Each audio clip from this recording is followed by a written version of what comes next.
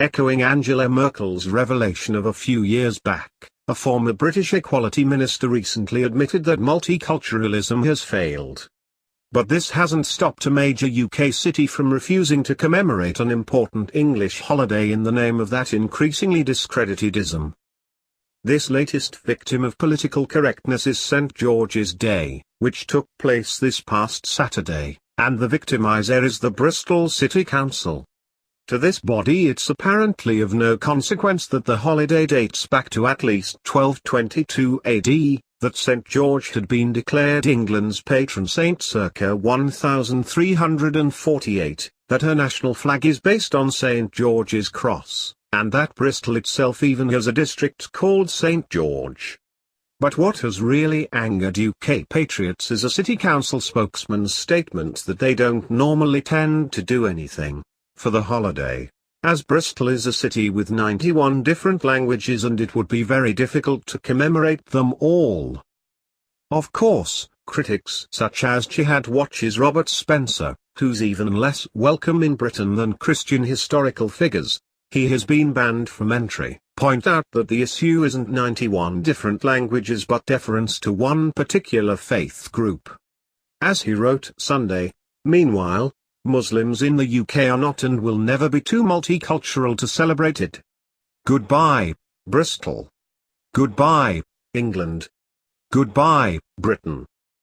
And hello political correctness. Using the some feel tactic of finding one person willing to espouse a leftist minority view, the Express wrote. Some in the area feel as though the English symbol, St. George's flag, has been hijacked by far-right groups and are concerned about being branded racist. According to the Daily Star Sunday, Kalfner Wolf, founder of 91 Ways to Build a Global City, which aims to unite Bristol's multicultural communities, said people can be frightened of the white and red St. George's flag. She said, "There was a point in the past when I'd see the St. George's Day flag flying and it would frighten me, as it had been taken over by We Are England type groups. Of course, most things are frightening to someone, and most people are frightened by something. And pandering to fears is what has given us college campus safe spaces, where criticism of leftist ideas is excluded, and some want white people excluded from them as well. Fears, being feelings, also change." The Express tells us that Wolf added, "But more and more that flag has been used to unite people in recent years and I am very pleased we live under that one flag." But Wolf's sheepish musings aside, perhaps the history of St. George helps explain the apathy, antipathy? As the Express tells us in a different article. St. George was a courageous early Christian martyr who is often depicted as a crusader in a suit of armor on a white horse. According to legend, the saint followed in his father's footsteps by becoming a soldier in the Roman army but refused orders to persecute Christians.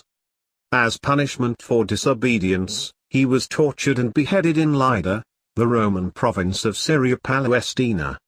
So maybe the problem is that with its hate speech laws, used largely to stifle criticism of homosexuality and Islam, modern Britain is more inclined to persecute Christians than honor them. But if the modern West is to an extent going Roman, it also is now the last civilization to insist with foreigners that when in Rome, do as the Romans do. While Hungarian Prime Minister Viktor Orban just made news by stating that his nation's constitution prescribes a commitment to promoting and safeguarding our heritage, our unique language, Hungarian culture, Westerners exhibit a relativism-born cultural ennui and now believe only in shallow things, shallowly. Thus, they deep-six the deeper, truly important things at the first sign of opposition or in thrall to fashions. This is apparent when Christmas and Easter breaks are replaced on school calendars with, respectively, winter and spring breaks. Christmas concerts become winter concerts, and Christmas trees are renamed holiday trees. Schools nonetheless will turn around and teach the 5 pillars of Islam. Cities seek to replace Columbus Day with Indigenous Peoples Day. Academia de-emphasizes Western studies. people dispense with the correct understanding of the sexes in deference to the unscientific transgender agenda. Localities eliminate historically present Christian sentiments and symbols, for example, crosses on public property, based on a misunderstanding, or intentional misreading, of the Establishment Clause.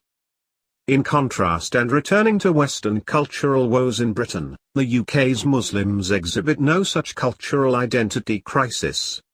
It was reported in 2014 that some Muslim-dominated London schools, one of which was a Church of England institution, were teaching an Islamist curriculum so extreme that some students didn't know if they should follow English or Sharia law or which was more important.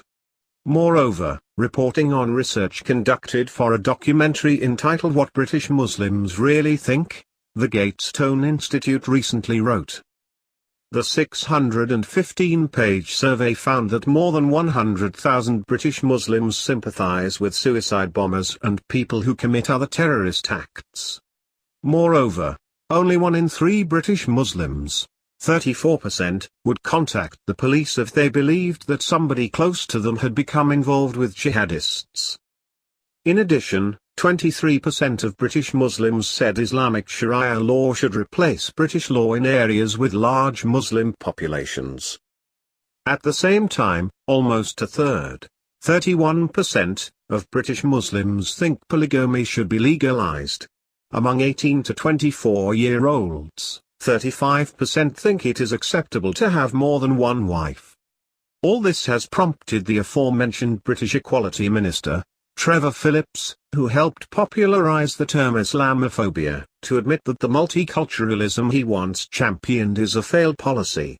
He now laments, Muslims want to be part of Britain, but many do not accept the values and behaviours that make Britain what it is. They believe that Islam offers a better future. But why would newcomers accept native values when the natives themselves don't value them enough to defend them? As for whether Islam offers a better future, it may be the future in much of the West unless Westerners resurrect the glories of their